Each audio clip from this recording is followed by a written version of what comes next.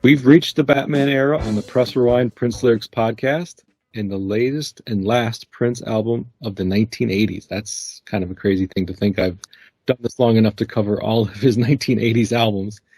This is an album that helped regain Prince's commercial clout, and the first track off of 1989's Batman album is The Future. Joining me on this episode is Joe Andrews. Welcome to the show, Joe. Thank you. Thank you for inviting me to the show. This is wonderful. You're welcome. I'm glad to have a new guest on. Brand new album. First track off a new album, new guest. It's kind of a cool situation I'm in right now, unique. And I think I want to give you an opportunity at this point to share with the audience a little bit about who you are and maybe your connection to Prince to help them kind of gain a better understanding of where you're coming from, Joe. So my connection to Prince is, like everybody who was born in 1982. When I came into consciousness, I don't remember the first time I heard Prince the same way I don't remember the first time I heard Michael Jackson. It was just like something that was always around the house. But with Prince specifically, the Purple Rain album was around the house. And it wasn't until I got older that I realized my family were not fans of Prince as much as they were fans of the Purple Rain project. So really, my chronology in terms of Prince was, Purple Rain is around the house and played. Around the World in a Day was also around the house, but it wasn't played because they didn't like that record, because it wasn't Purple Rain. And then the next thing that I got from Prince was when my family bought a CD player, and the first album they bought was the Batman soundtrack. So I have a different chronology in terms of how it occurred, in my consciousness. I don't have the chronology of he releases Sign of the Times, he releases Love Sexy, the Black Album. I didn't know of any of that. It was the only thing that I knew about Prince was, Purple Rain, Around the World in a Day, the Batman soundtrack certainly emerged. And remember, it's Batmania, so anything with a Batman thing is going to sell. I mean, I had the nightlight, I had the poster. That's about Batman, not about Prince. Anyway, I ended up, by the time I got to college, I got deeper into Prince. I took a road trip going up to my internship up in Connecticut, and I got the hits, version, 1, 2, and the B-sides, 3-disc compilation. And that's when I said, oh my goodness, there's an entire other world. There's this, I kind of view the song Uptown as being the Prince manifesto. Black, white, Puerto Rican, everybody just a freak, and and it's just liberation. And I really latched into that. So then that's when I got into all of his albums, and I slowly acquired all of his 80s material. At first on CD and then eventually on vinyl. And that's my connection to Prince, as I can articulate it now. Yeah, very cool. So Batman, I think, was a touchstone for a number of people. I've heard Purple Rain or 1999 weren't necessarily their entry points. Some people say and cite Batman as being their entry point. I think it depends on when you're born. You mentioned you were born in the early 80s, so the timing makes sense. You're right at that age that this kind of project would appeal to you, being connected to basically a superhero movie before they became basically 2 or 3 to 4 superhero movies a year. This was a big deal, to have Batman sort of reimagined for a modern audience in 1989, taking a more darker turn and incorporating, one of the biggest pop stars on the planet at the time. And for Prince, it was a clear win for him because, again, as I mentioned in the intro, regained some commercial clout that he had lost a little bit after the Lovesexy project. As much as many of us loved the album and loved the music on it, it wasn't a commercial success. The Lovesexy tour cost a lot of money. He and his record company spent a lot of money on that tour, so he needed to recoup a little bit of that. And what better way to do that than to attach your name to essentially what was going to be the hot shit for 1989? I mean, Batman was everywhere, and it would have had to have been an enormous creative bomb in order for it to not do well, attached to what it was, the biggest movie of 1989 in essence. Yeah, so a big deal. I think it's one of the few times when like the that buzzword synergy actually does apply. Like Prince is on Warner Brothers, Batman was released by Warner Brothers. It was really it really did just all come together and gel. I mean, in a way that did not feel at all forced. It was great. Yeah, I was excited to see in 1989. I would have been 14, so I was excited to see Prince's name attached to it. For me, I was a big 1999 Purple Rain, Around the World in a Day fan. I loved Sign of the Times, but I was also getting into a lot of other different styles of music at that time. And I noticed, I saw videos for Alphabet Street, but then nothing else. I mean, I know, and talking to others who were watching different TV programs than I was in 1988, they were seeing videos for I Wish You Heaven and Glam Slam being played, but MTV really wasn't checking for that in 1988 a whole lot. So I thought maybe he had kind of had a misstep there creatively. And seeing Batman, like, okay, well, this is a positive step, is where my head was going. This is a positive step for Warner Brothers, for Tim Burton's Batman, and especially I thought for Prince, because I really liked his music, but I just thought maybe commercially he wasn't hitting on all cylinders, and I wanted to see him succeed again. I wanted to see him reach the commercial heights. I don't know why that was important to me at the time. Well, I was about to ask, and I don't think it's a bad thing. Why was it important for you to see success for Prince? I had felt that way about Michael Jackson before, in the 90s for Prince was just like, what are you doing?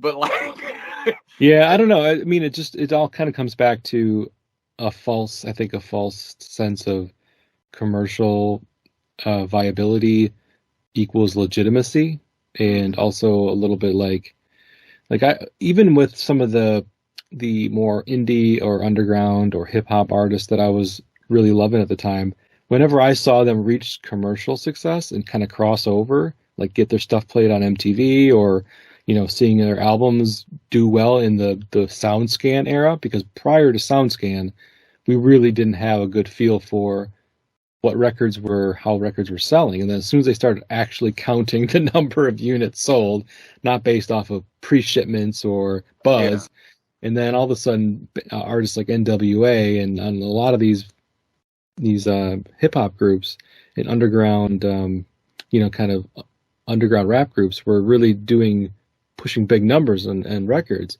I'm like, see, I told you this shit is popular. Yeah. Just because you don't hear it on the radio and just because you don't see their videos outside of MTV Raps doesn't mean that there's not a huge audience for this stuff. And I felt like the same way with Prince.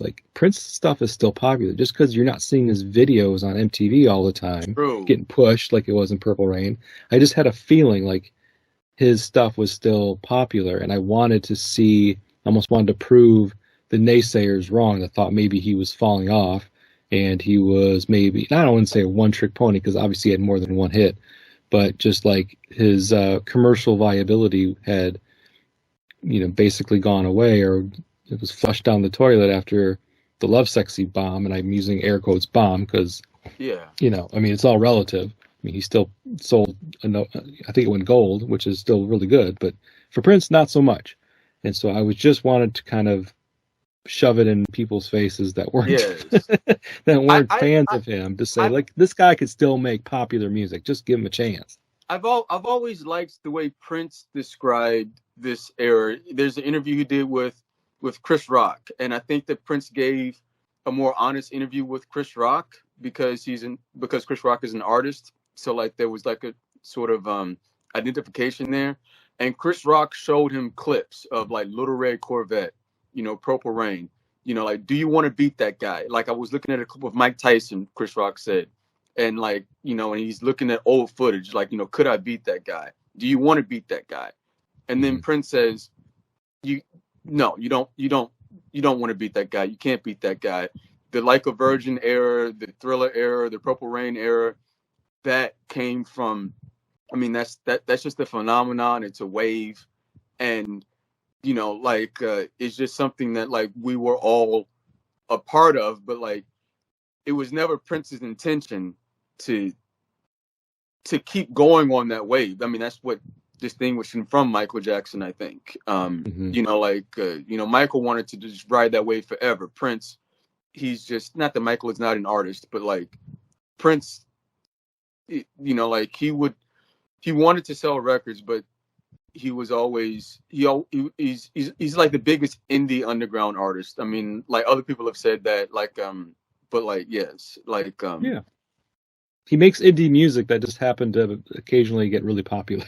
Yes. He has like an indie mindset. Like, I'm going to make music for me, and if people dig it, cool, and if they don't, also cool. I mean, occasionally he would have to dip his toes back into the pop waters in order to, because he also liked to have the creative freedom and the ability to do what he wanted when he wanted, which also comes, that autonomy comes with commercial success in some ways. Absolutely. I mean, like, So, the you got to play that game. The things that he would release to the MPG Music Club. I mean, like, I don't doubt that Prince believed in these songs, but he wouldn't have given them to Warner Brothers. He knows what he has to do in order to, make the economic engine of Prince World work.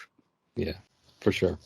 And so this is a really, this Batman project, I felt was an interesting way to dip his toes into that and get some of that clout back, regain some of his autonomy that maybe he was losing, make some money to support maybe a future endeavor that he had in his mind. Like, you give a little, I mean, it happens even with movies. Like, you'll see actors say, like, I make this big budget movie so I can make this independent movie. I do this so I can have this kind of situation. And that's what Batman always felt like to me. But this is where it gets a little tricky, because then some say, well, the music suffered because of it. I don't know. I don't necessarily feel that way. I mean, is Batman his best album of the 1980s? I don't think so. I don't think it's one of his best albums, period, but I thoroughly enjoy it. And I definitely enjoyed this song that we're going to be talking about here today, and that's The Future, the first song off of the album. What are your thoughts about The Future, Joe? So my initial thought about The Future is that I wish, because God knows when Prince recorded stuff. I wish The Future replaced the song "Sign of the Times" on the "Sign of the Times" album. "Sign of the Times" is my favorite double album from any artist, with the exception of maybe Songs in the Key of Life. But like, it's one of those rare double albums that I can listen to from beginning to end. It takes you on a journey, and like, it's sprawling, it's everything. But my criticism of it, and it's really my only criticism of it, is Prince doesn't talk to people. So like when he said, like on "Sign of the Times," like, September, my cousin tried reefer for the very first time, and now they're doing heroin. That, it's just like, if I was one of the people who could like talk to Prince and have him give a shit about my creative opinion, I would say, Prince, I want you to go and talk. I would ask you a question. When is the last time you've talked to a person? and then I would like say like, it's gonna be longer than like he was gonna want to admit, and then just like talk to somebody and then go back and write the song again. Like I feel like the future is like one of the songs in which like when Prince talks about politics, he he doesn't get lost in the wilderness because Prince lives in Prince world, and the future actually seems like a bit of incisive commentary. Not many lyrics, but it's a song. So like songs are sketches of stories. Songs are sketches of events or incidents or like or perspectives. I feel like the future, like especially when it alludes to these dangers of nostalgia. Hollywood conjures Hollywood images of the glamorizes past. images of Yeah. the past, right? Yeah. That's way more politically incisive in terms of the dangers of nostalgia than like anything on the Sign of the Times, title cut. And then it almost feels like it could have been. I feel like it would have fit. I feel like like in terms of the production style, even though it's like a little bit more aggressive, than Sign of the Times. I mean, I think it would have fit. And don't change the title of the album. Still call it Sign of the Times. But like, I just wish the future replaced Sign of the Times as the lead track. Interesting. And and I don't want to say that Prince was completely out of touch, because when I think about the Sign of the Times album cover, and like you see Prince, just walking away from this landscape he's created behind him, where you have a bar and grill, you have a red light district, you have movie theaters, that is what us proletariats do with our time when we get off from work. So he did understand, but it's captured visually more so than lyrically and sonically. Mm-hmm. Yeah, that's an interesting perspective. I haven't heard anybody express that point of view before, so thanks for sharing that. Interesting. So the future, yes. So let's take a step back and just talk just briefly about what I know about the future before we start digging into the lyrics. So from what I gather from Prince Vault, so the accuracy is based off of that. The song was recorded in early 1989, and it was one of the songs that was commissioned and created for the Batman soundtrack. So that's what it's been documented. Whether or not that's true or not, we don't know. We would have to have another Dwayne Tudall deep dive as to whether or not this song dates, has genesis earlier than that. We just know when it was recorded again. So it was recorded in early 89, and what he does, he kind of samples himself, or samples an old song of his, an unreleased song at the time at least, Crystal Ball. So you'll hear within the song that Claire Fisher orchestral strings here in this song, and that's pulled directly from Crystal Ball, which by 1989 was a song that had never been released. It wouldn't be released until it finally found its way onto Crystal Ball in 1997 or 8, whenever that was. So that's interesting. He uses the Minneapolis gospel group Sounds of Blackness for background vocals in the song, even though background vocals really aren't prominent. When I think of the song, I don't think of like vocal harmonies and mixing of vocals like I do in a lot of his other tracks. I don't know, the song feels like really stark and fairly bare bones, which is why your comparison to Sign of the Times makes sense, because they're both kind of structured similarly. But that does exist, and this song was not released as a single in the United States, but it was released as a single in Europe, and it included a remix by William Orbit and Mark Moore. So I don't know if anybody has heard that, or if even you've heard that version, Joe. I have remix not. Version.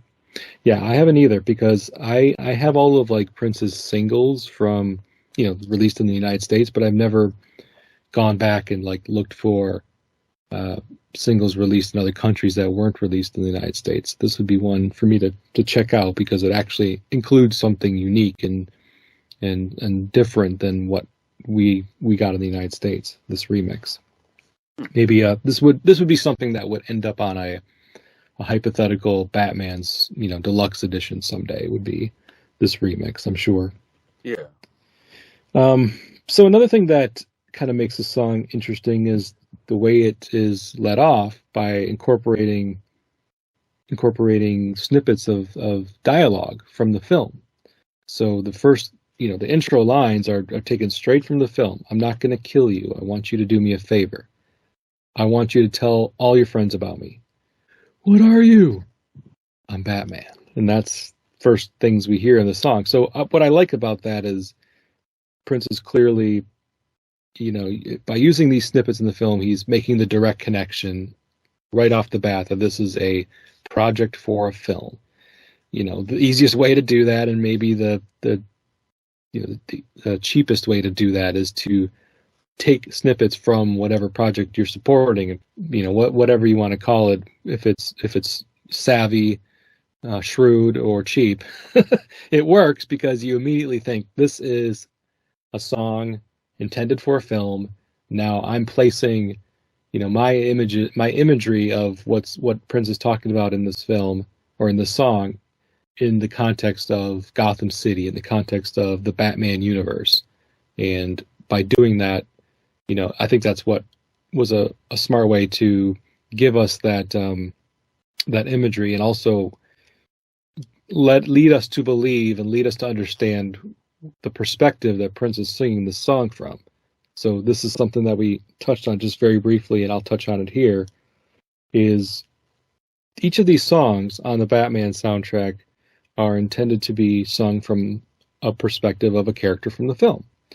And this is a song. This is not just like speculation. This was documented in the liner notes, and this is why, you'd asked me to grab the CD beforehand, because I wanted to double check. And there it says, "The Future, lead vocal by Batman," and that's in parentheses. So we're given that information up front. It's not a speculative point of view. This is facts. This is documented. So this song, as you're listening to it, you're supposed to be in the mindset of it being the Dark Knight himself. Do you find that interesting? Like yes, I do. Neat, creative choice. I do find it interesting. I find it interesting because now I'm going to veer into the speculative. Like, you're dealing with the mind of Prince, and I'm obsessed with him, like in his psyche, like, for whatever reason.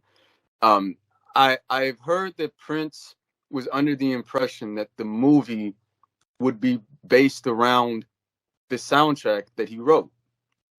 Like, I can't remember where I heard or read that, but it sounds like something that Prince would think. I was going to say that's a pretty bold assumption to make. Like, I'm going to write this album and you're going to create an entire like blockbuster movie around it. Oh, okay. But like, I am interested in seeing the movie that Prince had in his head, because when it starts off with Batman, like, and the first lines, as you said, I'm glad you said them. "I'm not going to kill you. I want you to do me a favor." And it's like, that's not how heroes talk. Heroes don't say things like that, so it's sort of like, it sort of like, draws me into, like this, this Prince mystique of like, you have Batman and you have the Joker, and in Prince's world, the Batman and the Joker are not to be viewed as like, unrelated psyches. They're both, kind of crazy in the same way. I mean, like, and even Prince even showed that visually in a video where he's like, I think it's for Bat Dance, or maybe it's Party Man. I can't remember, where he's like half of him is in Joker costume and half of him is in like, so, like the setting is Gotham City, like, that if you remember the first scene of that movie, it drops you in Gotham City, which is just like, it's dark, it's fairly dystopian, and that is like that's the vibe that Prince wants us to visualize when he talks about the future. He's talking about a dystopian future, I believe. Mm-hmm. And mm-hmm. I think he's drawing on that for the movie. Like, is it cheap? I mean, like, I suppose you could uncharitably view it as being cheap. I mean, like, it, like, I almost feel like, I mean, this is like, this is not, he's sampling the movie, and sampling was big in hip hop. I mean, like, I don't think that like he samples in a particularly hip hop way, but like, Not until like it does Batman's. feel current. It felt current in 1989. I'll say that. It probably seems like out of place now. Like if you were like listening to it with fresh ears and you don't have like Batman permanently infused in your consciousness, like I could see how it could seem, bizarre. Also, remember when I heard this album, like, how old was I? Like 6, 7? Of course I love it. It just sounds cool. Yeah, I remember that from the movie. Yeah, yeah, and this isn't something that he only did this one time in this one song. There's sampled dialogue throughout the album, and you're right. In 1989, this would have been something that you didn't often hear on soundtracks. Like I listened to a lot of 80s soundtracks, and you didn't find sampled dialogue on Flashdance. You didn't find sampled dialogue on Dirty Dancing soundtrack or Top Gun or even Purple Rain. So it is a unique, at least at the time, a unique way of connecting the dots and a creative choice. And Bat Dance, I mean, it kind of culminates in Bat Dance, the final Right, song on which is the like, album, where he just completely mashes up all these different samples and loops and in a very creative way. So it's just like, hey, I'm doing this thing, and at the end of the album, I'm going to do this thing times 10. So and then and then get and used then to it. Bad Dance. I know we're here to talk about the future, but Bad Dance is either like a avant-garde masterpiece or putrid garbage. Like, I'm on the side of avant-garde masterpiece personally. I love Bat Dance.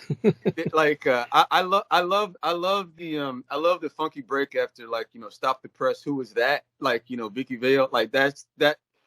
I mean, that's what does it for me. But like, I could Yeah. I could totally understand. But again, Batmania, again, anything with Batman associated with it, like, was going to be well liked, well received, bought. Mm-hmm. I mean, That's smart. That's smart. zeitgeist. The future, I don't remember. It's been a little bit since I've seen the Batman movie. I actually just watched it maybe a couple of years ago, a year or so ago, with my family for the first time in decades. And so I was finally pointing out in ways that I maybe missed before, like, oh, that's a snippet of that. Oh, that's clearly. I mean, there's moments in the movie where the Prince music is up front and center, but most of the time it's not. Like the Danny Elfman score is the most prominently used music in that film, For sure.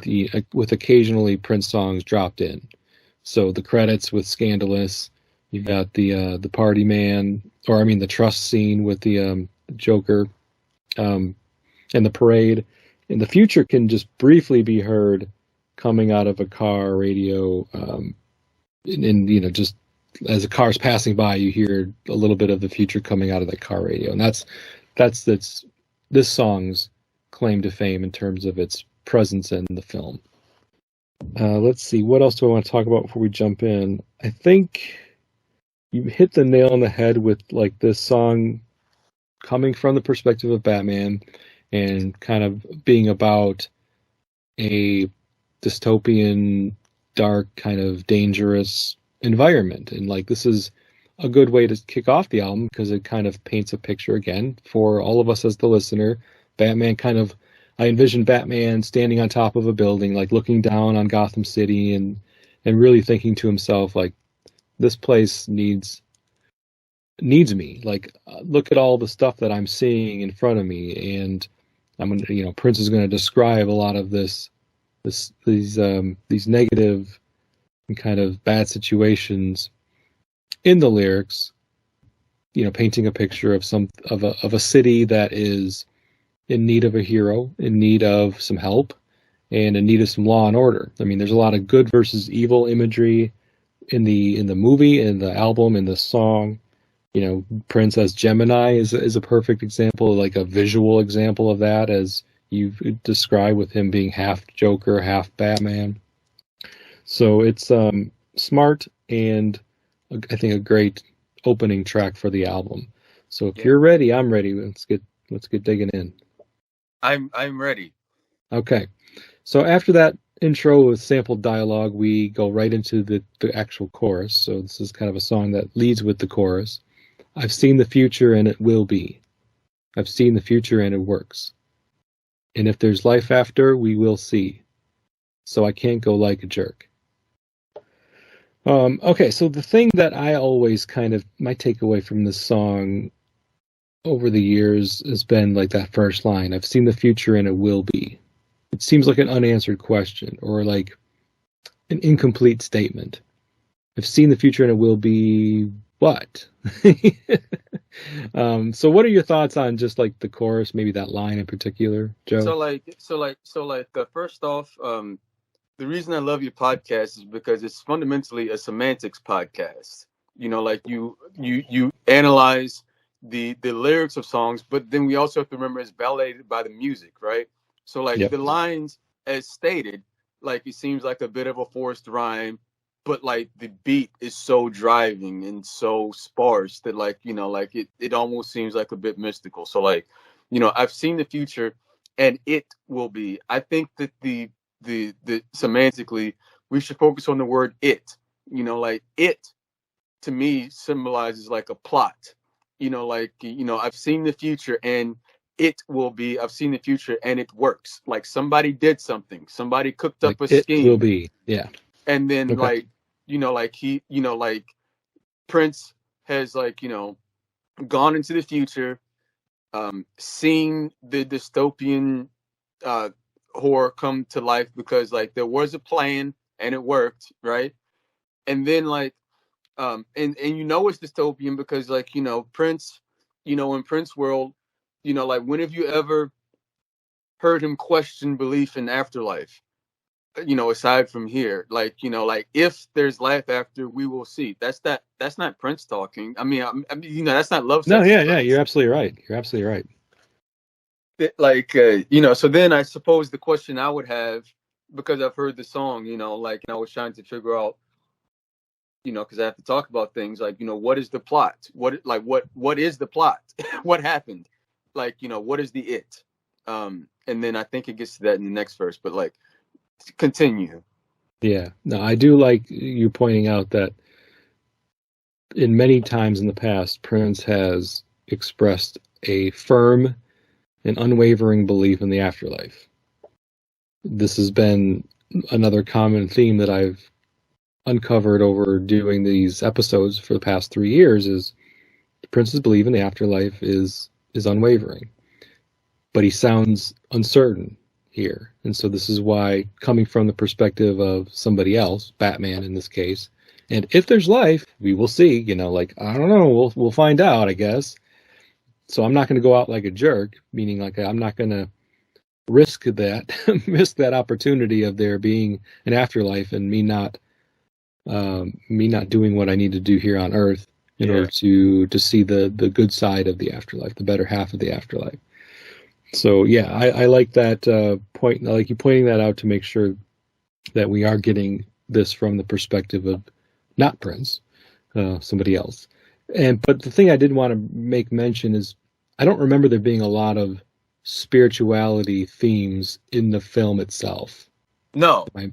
So the fact that this is something that Prince focused on, by talking about this in the chorus, also leads you to believe like this is a Prince recording made with before seeing the final cut of the film, because by all accounts he was just given like some rough drafts or maybe some early footage or whatever to kind of work with and helping him write the music, that, you know, the songs that were actually written for the film. And but Prince has got to be Prince at the end of the day. You know, he's going to insert his ideologies. And one of his things, I mean, he's just coming right off of his most spiritual album up to this point in his career.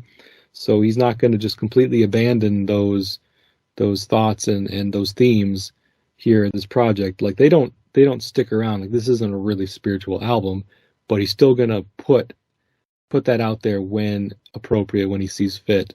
And so for him to put that here in this chorus, again, it's like this isn't Prince, but it's also Prince, you know, because he's including stuff like this. I mean, like he always did. He always did this. Like, you know, like you know, like I saw like an interview. I think it was Suzanne Melvoin, his engineer, saying that Susan like Rogers. Yeah, sorry. Yes. no problem. Like saying that Morris Day and Prince, together, that it's a distinct personality, that, I mean, that came to be when Prince was in a good mood, or when he was happy, or when Morris was in the room, that's it. It's a personality that will come out. And and he had other ones. Prince is not just one person. I mean, he's just not. There are multiple psyches in there. I mean, the Purple Rain movie has at least 3: Prince, Morris Day, and Apollonia, who was supposed to be Vanity, who he said is like, you're the female version of me. I mean, and that he just had multiple psyches, and it's just I mean, we're all complex human beings at the end of the day. We just don't all have this platform that he had to communicate and express them in that way. Some do through painting or writing or just whatever creative endeavors they indulge in. Prince had music, and he had an audience, so we were all kind of privy to that. And maybe he, as a Gemini, I mean, I'm not big on astrological signs, but as a Gemini, maybe he had it more than others a little bit. Who knows? All right, so that's the chorus of the song. Any further comments on the chorus before we jump into the verse? Okay, so again, this song goes right from the sample dialogue into the chorus, into the first verse. And the first verse is, systematic overthrow of the underclass. Hollywood conjures images of the past. New world needs spirituality that will last. I've seen the future, and it will be. All right, so this first verse to me kind of speaks a little bit to, well, I mean, it's touching on a couple different things here, in my opinion. You've got, classism that it kind of points to with the systematic overthrow of the underclass. And then the line, Hollywood conjures images of the past, you had touched on a little bit already. Nostalgia and kind of the aesthetic kind of matches a little bit, like old Hollywood and Gotham City have some of that same appearance. It's just one is more of a lighter, it's supposed to be a lot lighter, and one is a much more dark aesthetic. Let's see. And then he talks a little bit about spirituality again. So like him saying, Prince talking about social issues or just problems in the world, and then pointing to spirituality as being a little bit of the answer, or being like, this is the direction we should take as a society. We need a little bit more love in the world. We need a little bit more spirituality, a little bit more belief and understanding of God's word, that kind of thing. What else are you seeing here, Joe? Do you see anything different than what I've already expressed, or want to point out something else? So I don't see anything different than what you expressed, as much as like, I think, just as a tool that politicians or duplicitous people can use, they will conjure this image of this forgotten past in which things were better, and then humans were somehow better.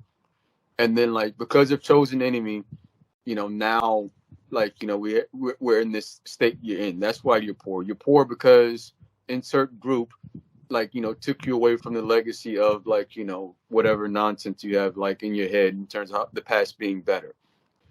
And I think that that's a lot to project into it, but all those images that we have of the past do generally come from Hollywood. Like Ronald Reagan, he was an old Hollywood actor, he was big in the 80s, and people see him and he can convey this I don't know what his persona is for the people who like him, but maybe a John Wayne persona, maybe yeah, you're not far off. That's pretty close. So the good old American boy, he was a Hollywood star, and then now he's president of the United States, and he's got your best interest at heart, unless of course you're gay or black or right. or anything. But yeah, and then, right. I mean, even if you look at the way that people view the wars, why do we think that World War II was a good war? I mean, like, yes, it was like, ostensibly about like, um, getting rid of the Nazis. Although, like, in reality, it's more about like destroying the, destroying the, uh, the means of production, so that like, Japan doesn't connect with the rest of Europe or Asia. And linking their rural manufacturing centers. But like, you can't sell that to the war. You No. can't sell the public to that as the war, right? But like, you can. But Hollywood can sell it as like, that's when we defeated the Nazis. America is good. America is innocent. Like, just this notion of innocence. That's what. And I feel like Prince knows this. Like, that's, like,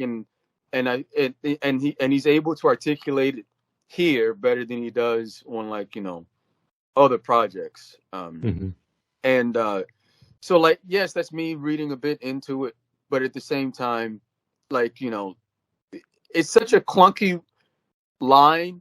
Like, Hollywood conjures images of the past. It has to be there for, you know, a reason. It's not like a particularly like catchy line in and of itself. So like, I think he was actually talking about something, and he's talking about the way, like, our media images can just give us this false impression of history, which can like give us, which can lead us awry into the future. Yeah, I mean, it's kind of like placating the masses in a way. Those who maybe are like, I mean, he follows that line follows up the line about the underclass, systematic overthrow of the underclass. So you kind of, if you're connecting the two lines together, it makes sense to say like that line, the Hollywood conjures images of the past, is what it's doing is it's in some ways placating the underserved and giving those people a false sense of security, throwing nostalgia at them to make them feel like everything's going to be okay. The world really hasn't changed that much. This is the way the world is, and it's really just a fabricated Hollywood image and not reality. And that's kind of what I'm thinking about when I hear those lines put together like that. Yeah.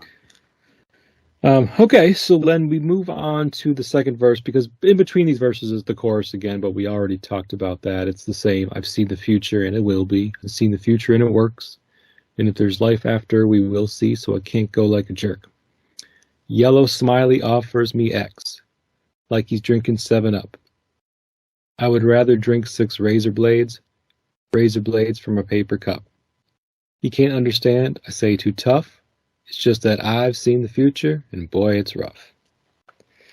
Okay, this second verse is an interesting one. There's a lot of interesting words, some unique words put together here that, taken by themselves without any context, you're like, where does he come up with? I mean, like, why 7-Up? Why 6 razor blades?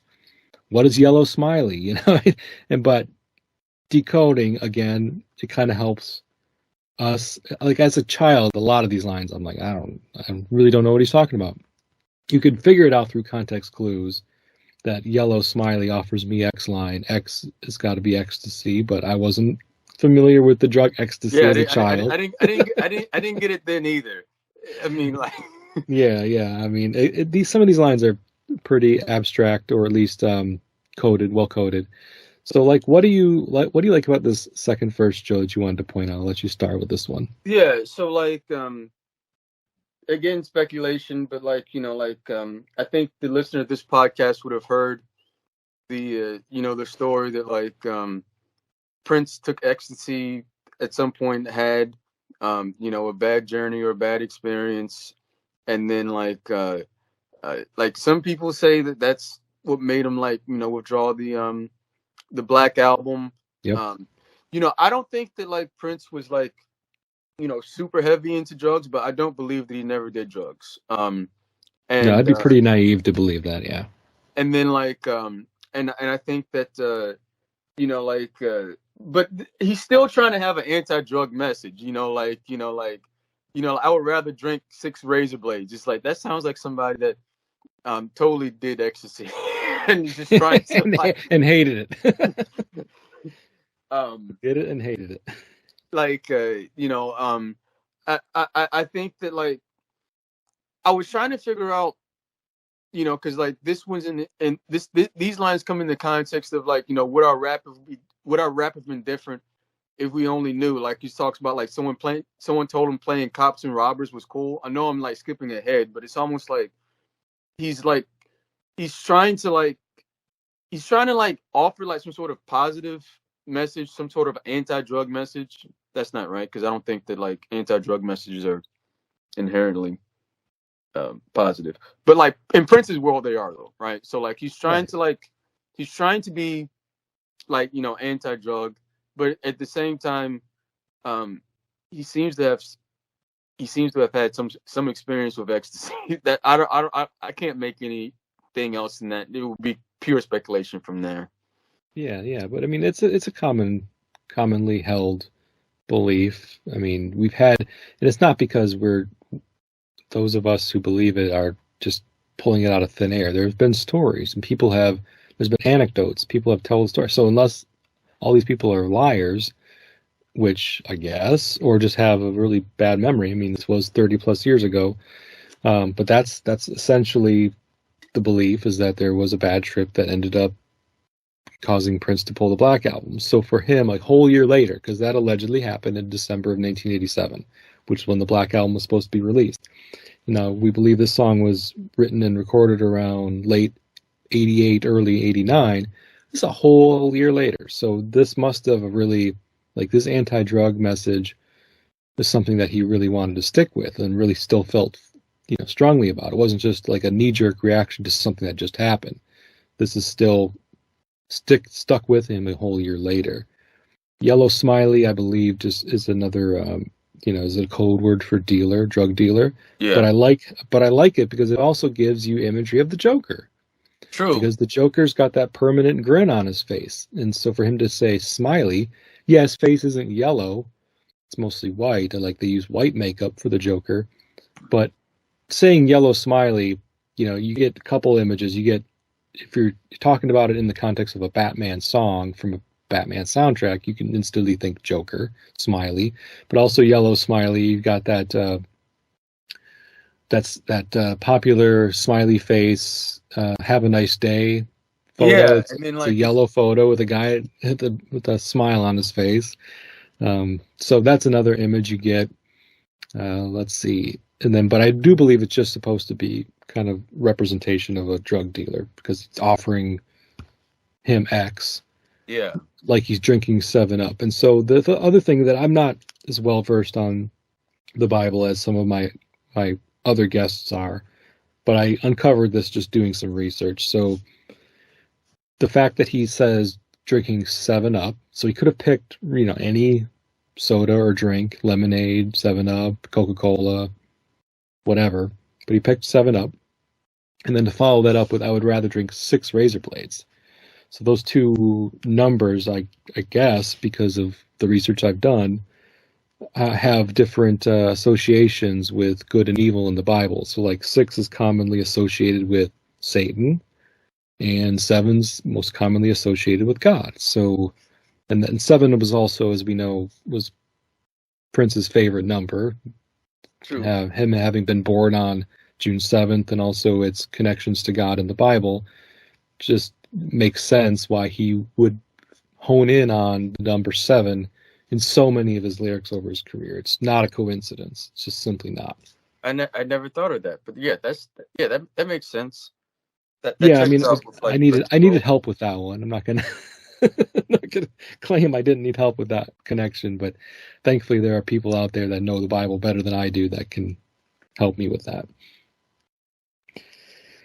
Yeah, I mean, I think that's pretty much the gist of this verse, is really kind of pointing that out and just being anti-drug, doing something as drastic as drinking 6 razor blades and rather taking a hit of ecstasy. That's a pretty drastic statement. That's a really like bold thing to put out there.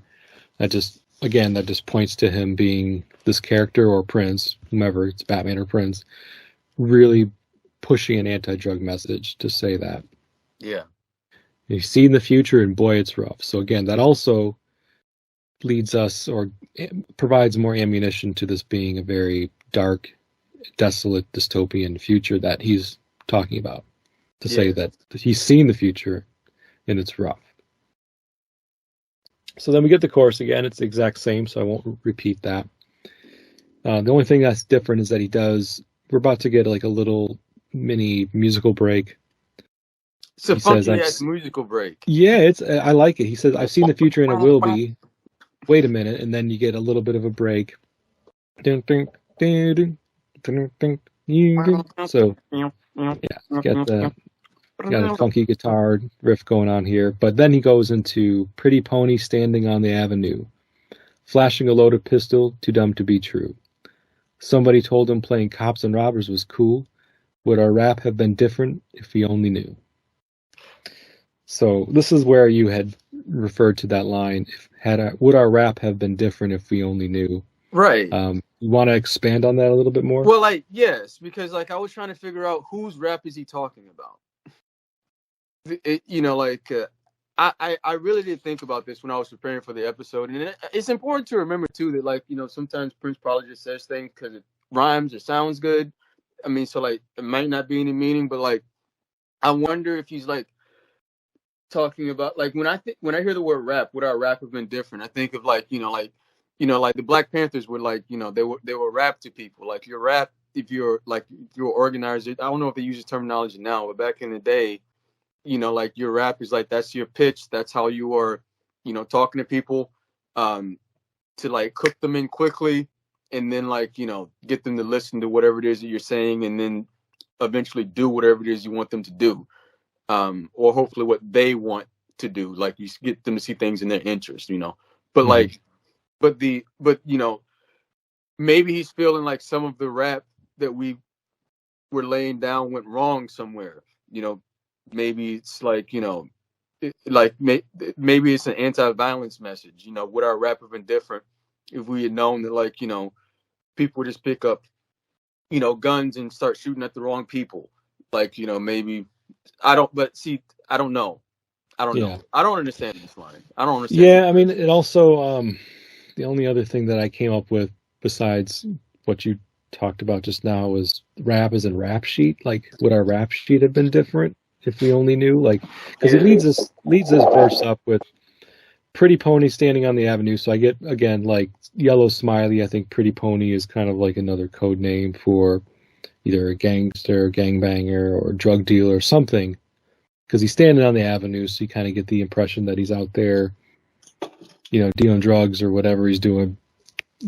And of course, he's flashing a loaded pistol, so again, you get the impression that this is a violent person, somebody who, lives a dangerous lifestyle, has a dangerous lifestyle, criminal. And somebody told him playing cops and robbers was cool. Again, talking about Pretty Pony here standing on the avenue, who's maybe lived a life or grew up surrounded by violence, surrounded by these types of activities where he was just kind of brought up in it. So he believed like this the only way out, or the only way to make a living was to do it illegally, potentially. And, or they went into it because they felt like they were just emulating, some of the people that were in this person's life as a youngster, and they saw that and felt like this is my path too. And so that's the only reason why I also thought of rap sheet as potential interpretation of that last line of this verse. But yeah, I had discussion, interaction, like you talked about, and rap sheet. Those are the two things that made the most sense to me. Yeah, that and rap sheet does go along with cops and robbers. So yeah, either or, I think it works either way, and maybe both ways too. Yeah, Prince is good with puns. Like better than I really realized until I started listening to your podcast. Same here, man. That like a lot of these songs can be interpreted in like multiple ways. There's something I wanted to say about the future. It's not related to anything that's happening here, but like on the Nude tour, I think it's the Nude tour, he opens the set and he starts off playing like the future, and then over top of the beat of the future, so like it's just like that on top of the drum beat for the future, he then layers on the drum beat to Housequake, and then at some point he also layers on Sexy Dancer. So like, but the thing is like, it's like this like maybe like 12-minute jam or something where like he's just layering all these rhythmic elements, but all of them still fit. And it's just like, I know it's an overused word, but like, this man is a genius. Like, how do you have all of these different layers of rhythm, like, and you can still hear all the elements of all of the songs? I mean, it's insane. It's insane. Now I need to go find that because that sounds amazing. You think it's the Nude tour? I'm almost positive. I mean, like, Okay. because like, and I'll give you more frame of reference. Like in this concert, like it starts off with like just like the naked vocal of like I think it's like something from the For You album, where it's just like that a cappella of like like that. I mean, that's the beginning of the concert, like, and it has like photos of Prince, and then like I'm almost positive the opening song is The Future, but like if it's not the opening song, it's definitely within the first half an hour that he does this. And I think the Nude tour, you should find it. I think it's the Nude tour. Okay, I'll be on the lookout for that because that sounds really cool, actually. Yeah, sounds really cool. Okay, so then after that third verse, we get the chorus again, and then what he does is he repeats the first verse for verse number 4. So he just says again, systematic overthrow of the underclass. Hollywood conjures images of the past. New world needs spirituality that will last. I've seen the future and it will be. And that gets repeated a handful more times before the song kind of finishes. And then you've got another sample from the film, dialogue sample, with Joker, as played by Jack Nicholson, saying, "Think about the future." And that is the end of the song, The Future. It's a really kind of I like the starkness of it. I like, the simplicity. I mean, it's simple but complex at the same time, which is like some of Prince's best music is simple but complex. The drum machine beat stays pretty steady throughout, but he'll add keyboards, he'll add like, that guitar in the middle, in the breakdown section. He's got that do part that's really ominous sounding. I just enjoyed this song overall for its like dark. It like gives a dark imagery, which Gotham City is. Like, it's a great way to open an album that takes place in a pretty bleak location. Gotham City in 1989's Batman is bleak. And that's really the whole gist of the film's premise, is that this is a violent place. Corruption is running rampant. You've got violence all over, being, violence hitting innocent people as well as criminals. And the police just can't control it. And the Batman believes like he's the answer. And this song pointing to that, like, he's seen the future. Batman's seen the future, and this Gotham City needs me, and needs my interaction, my resources, and my ability to assist without law, having to deal with the actual pesky law, that the cops have to deal with. Yeah. So the vigilante justice, so to speak. Yeah. So yeah, that brings us to the end of the song. Joe, do you have any additional topics around the future that you want to talk about? This is your chance. There is one thing.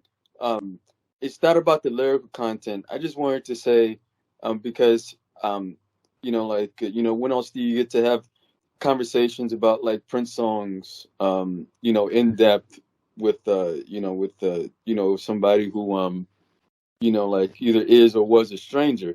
I love the part of the song, like those synthesizer lines, like all those ahs. Do you know what I'm talking about? Yeah, absolutely.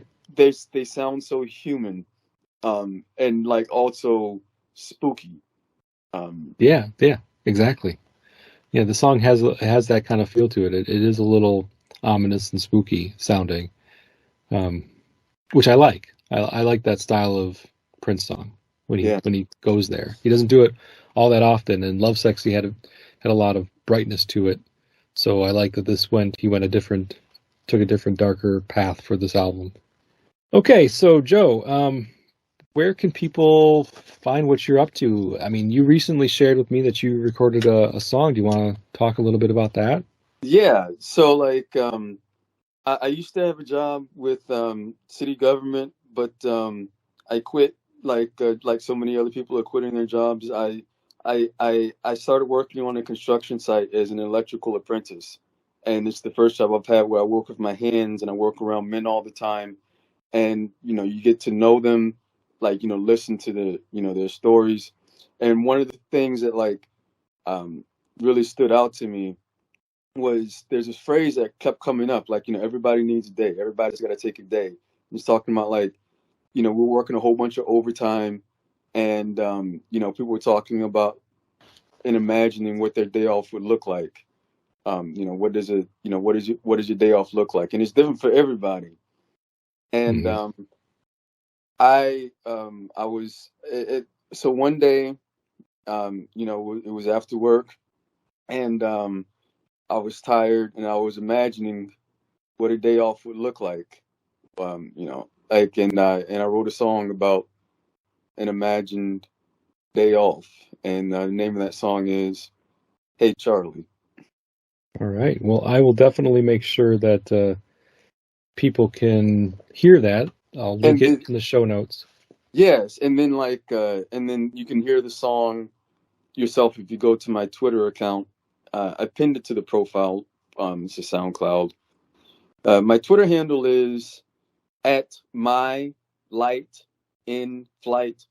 And then you'll see my username come up as Starlight. So just the Stevie Wonder song "Love Light in Flight."